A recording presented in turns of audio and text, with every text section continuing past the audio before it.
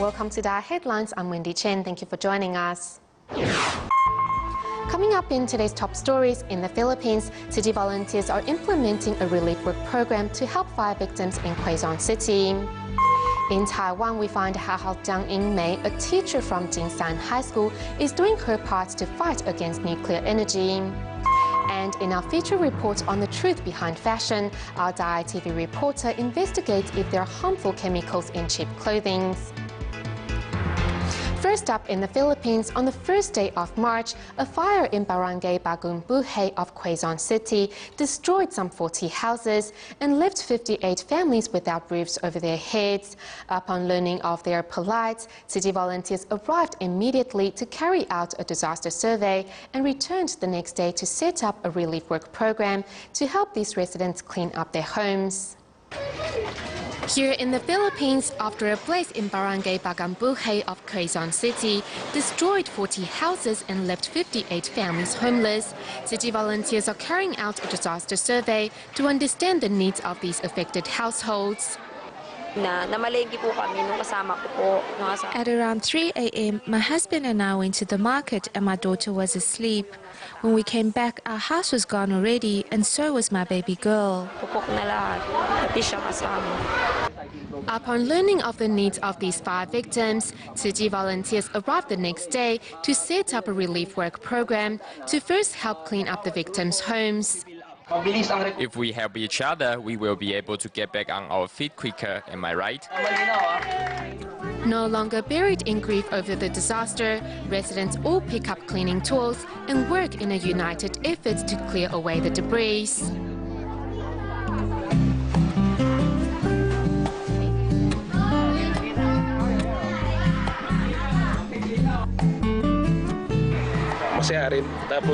After hearing those words of encouragement from the city volunteers, it helps us think more positively.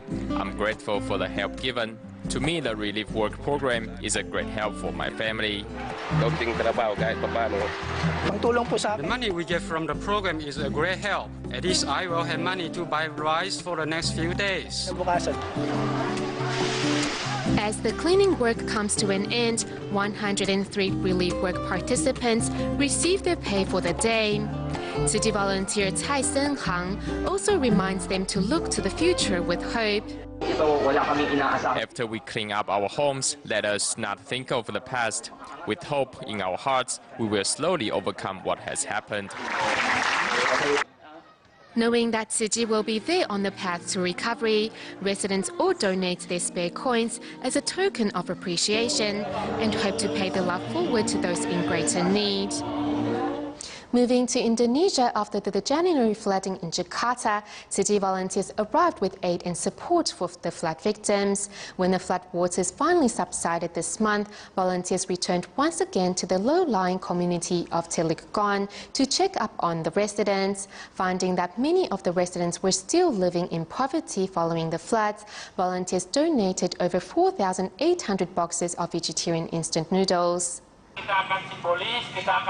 At 7 in the morning at the city office of Penjagalan, residents are already lined up to pick up their aid.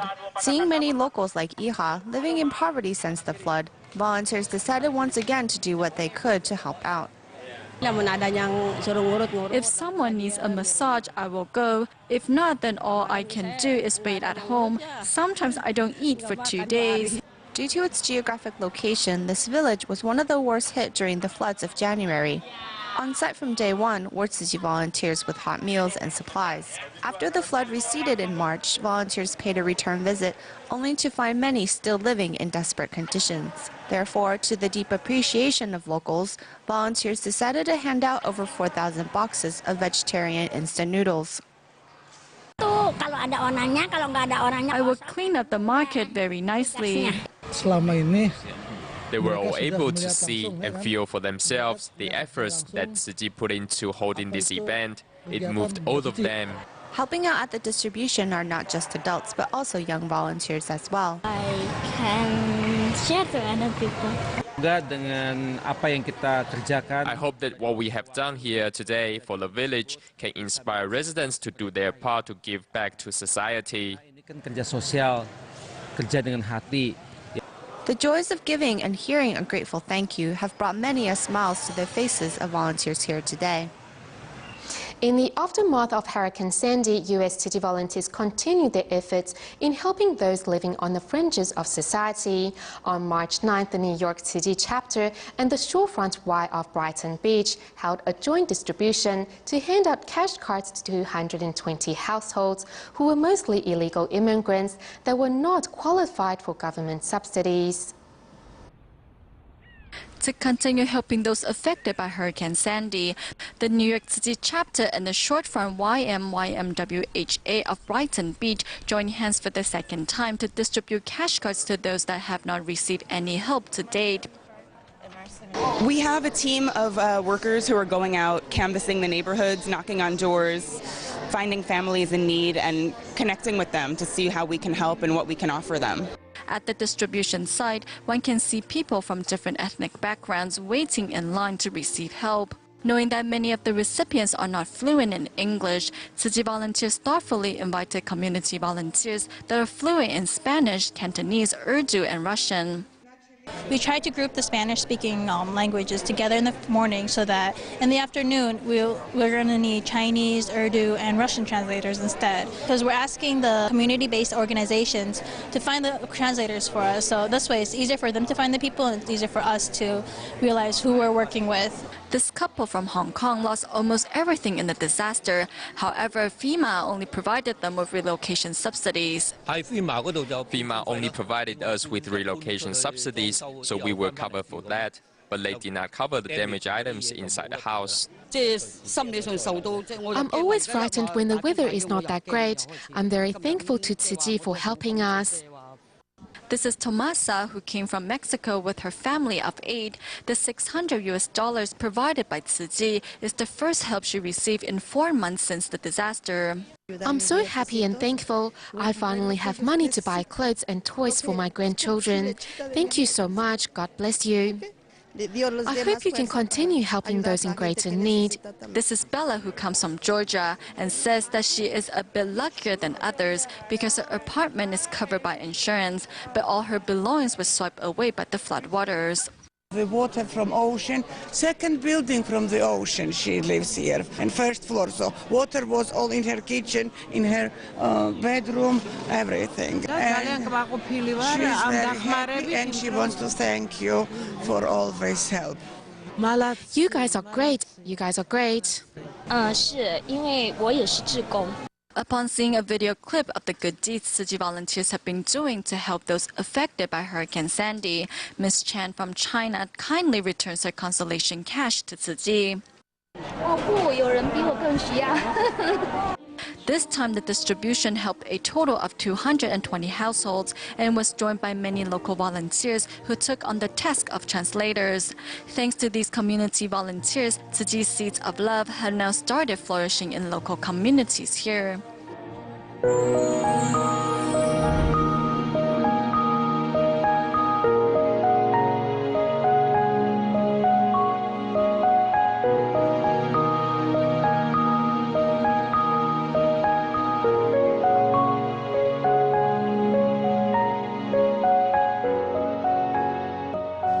As Jingsan District in New Taipei City is situated between 2 nuclear power plants, Jiang Yingmei, a teacher from Jingsan High School who was born and raised in the area, has always been concerned about nuclear safety. The trio disasters in Japan inspired Jiang to take actions in her school by holding seminars and exhibitions to pass on information on nuclear energy to local residents.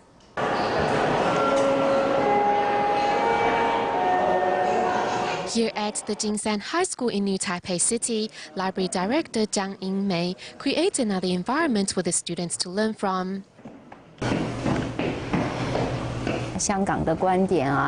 This is a Hong Kong perspective, or actually a Chinese writer born in Hong Kong. All these were published after 3/11. I specifically looked for them. Born and raised in Jingsan, Jiang even chose to become a teacher at her graduating school. With her home situated between 2 nuclear power plants, the teacher has always been concerned about nuclear safety and was inspired to take action after the 3/11 Fukushima incident. On Taiwan's north coast, we have 2 nuclear power plants already and not far from Gongliao. In 2011, the year 311 occurred, and 2012, we put on a related book exhibition, including a seminar to pass on knowledge and information to the public. The 2 exhibitions per semester, focusing on current affairs, are organized to raise awareness among students in regards to nuclear safety and their future. When 311 happened, some of the Japanese residents recorded some footage, which we have shown to the children.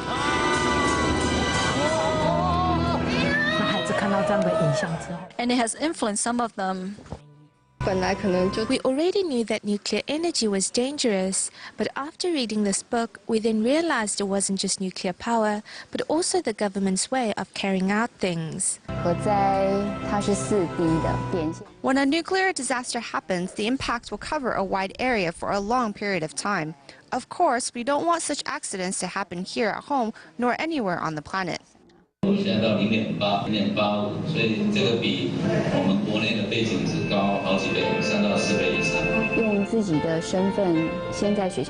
first started in my school as a teacher.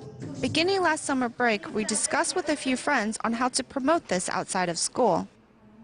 With the same goal in mind, graduates of the Jingsan High School set up a workshop to hold seminars to discuss the pros and cons of nuclear energy with local residents. In the Fukushima area of Japan, they found that some 40% of the children suffer from abnormal thyroids. The second half of last year, we managed to come across some people. Though it's a minority, it's all right to take it slow. We hope one day it will lead to a butterfly effect.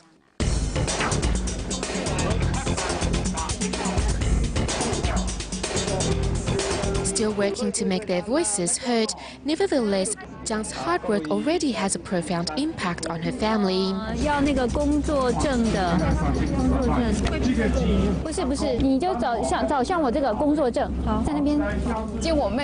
Having my sister giving instructions along the way, my mom is doing a great job sorting recyclables, which even I feel ashamed of sometimes. She gradually influenced all of us to care more for our surrounding environment. It wasn't just particularly towards the nuclear issue, but the planet as a whole.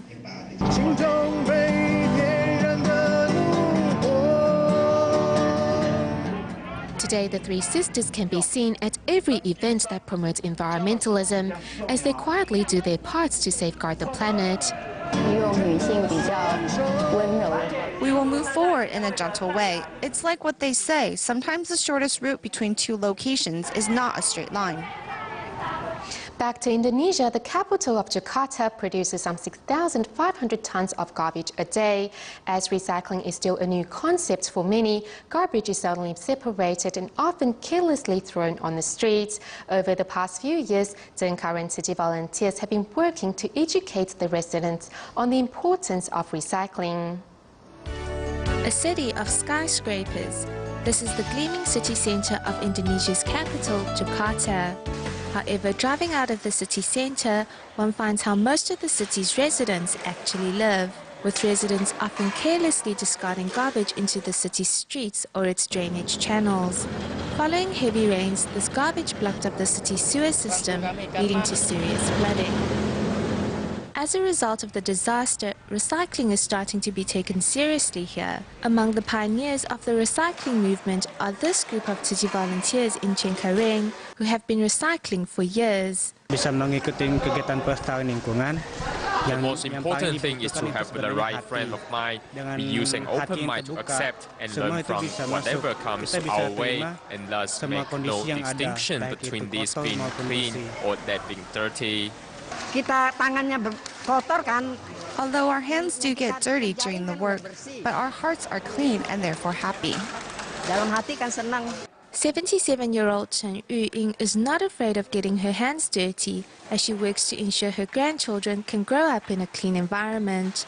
while another volunteer brings her 8-year-old son to take part and learn. When separating the recyclables, we will take off the caps and then press the bottles flat with our feet, and then divide them according to color. By teaching residents, young and old, the right way to separate recyclables, these volunteers are ensuring the future will be a clean one. In the Philippines, students from the University of Santo Tomas High School visited a recycling station in Manila, where they put what they have learned in class into practice. Such a field trip gave the students a better understanding of how to safeguard the environment. A boat made of plastic bottles can carry the weight of 2 people. With a little creativity, these bottles can also be turned into flower decorations. I'm amazed that PET bottles can be made into other useful objects. I learned that we should not throw away our bottles so quickly. We should be more resourceful and think of what objects we can make with it. Bottles po, hindi po dapat tinatapon kasi kailangan po nating maging resourceful. Mag-isip po tayo ng mga bagay na pwede pa po nating gawin dun sa bottle. In the Philippines, students from the University of Santo Tomas High School visited a recycling station where they practice and review recycling knowledge they learned in class. It's interesting, and it's really good that the students are immersed in educated in this way, because some things, if you instill in them the recycling advocacy, they cannot appreciate until they really see how it's done. Through sorting recyclables at the recycling station, students are putting ideals into practice and learning a precious life lesson.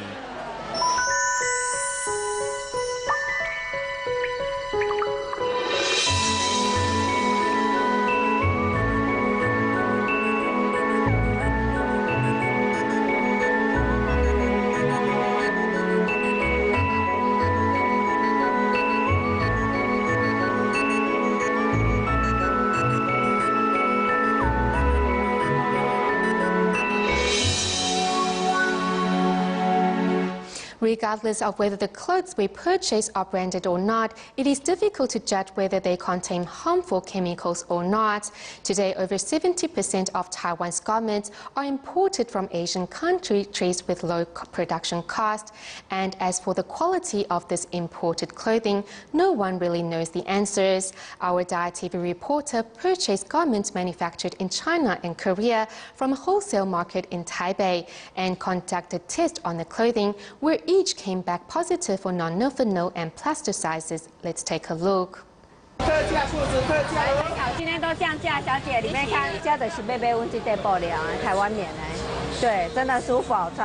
MIT is quality assurance, but their prices make it difficult to succeed in a competitive market. As long as the price is cheap, it's okay. The knitted clothes you see in Taiwan are mostly made in China. About 70% come from China and Vietnam. To lower production costs, global textile industries have set up their factories where labor and production are cheap. The Taiwan Textile Federation has calculated that over 70% of all imported textiles come from countries with low labor costs in the Asia region. This is the largest clothing wholesale market in northern Taipei, where we can find many inexpensive imported clothing. Today, we're going to randomly select a few items and send them off for testing. The average price of these 5 items is around $280. And as the garments were sent off for testing of plasticizers and nonylphenol content, an artificial leather jacket immediately raised questions within the lab. Although the label indicated it as being polyurethane, it actually feels more like PVC. To determine the nature of the material, a heated copper rod is used for testing. If the garment contains chlorine PVC or halogen PVC, a green flame will appear when the copper rod is placed over a fire. It's also very likely that the PVC material contains plasticizers. Therefore, we next need to test for possible types of plasticizers. The fabric needs to be cut into pieces 1 square centimeter in size and packaged separately before being sent to the chemical labs in Hong Kong for testing. When it comes to Taiwan's textile exports, stringent controls have been put in place, yet regulations on imports seem, conversely, to be very relaxed. Who is safeguarding consumers against the hazardous chemicals found in clothing? Regarding the issues surrounding endocrine disruptor substances, I believe the Bureau of Standards carries out inspections in accordance with the Commodity Inspection Act. However, this is what a textile importer has to say. I've been in the industry for about 10-20 years now, but I have never seen any Commodity Inspection Bureau inspector knock on our doors wanting to check our products. After 7 days back at the lab, the results are... All 5 samples tested positive for nonethanol ethoxylase, or NPEO, and 2 garments contained higher NPEO residues of 350 ppm and 1400 ppm respectively.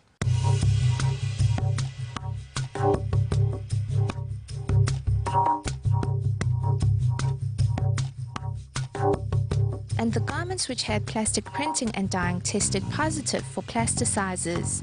This top tested positive for disinonyl phthalate plasticizer with a reading of 1500 ppm. And the artificial leather jacket contains 110,000 ppm of DEHP. As it is impossible to rid these chemical substances in their entirety when washed, we are easily exposed to them through contact.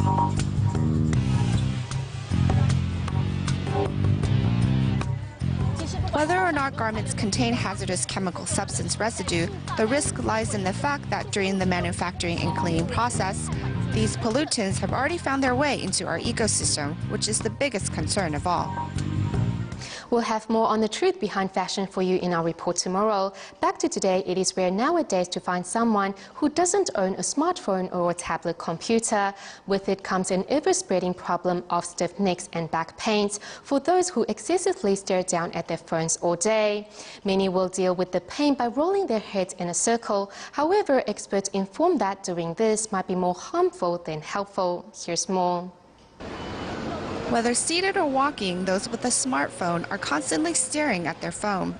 This repeated action over time has led to pains in the back and neck areas. When you look down for a long time, the muscles at the back of your neck and the muscles around your shoulders will be strained, thus causing a wide range of pain in this area. Most who feel stiffness in their neck will rotate their necks to relieve their pain. However, this action might have the opposite effect. When a patient's neck is stiff, he will choose to turn his head, look up and lean his head back. However, this motion can easily hurt the nerves in the neck and cause more problems. Physical therapists from Da'ai Headline Hospital suggest the following exercise to relieve the stiffness in your neck. Put your hands together, then raising it high above your head, tucking in your chin, and bend your waist to the left and then the right. If symptoms persist for more than 7 days, a visit to the doctor for a proper diagnosis is recommended. We go back to the United States at the end of today's program. City volunteers in Los Angeles, California have been spreading city seeds of love in their local communities over the years.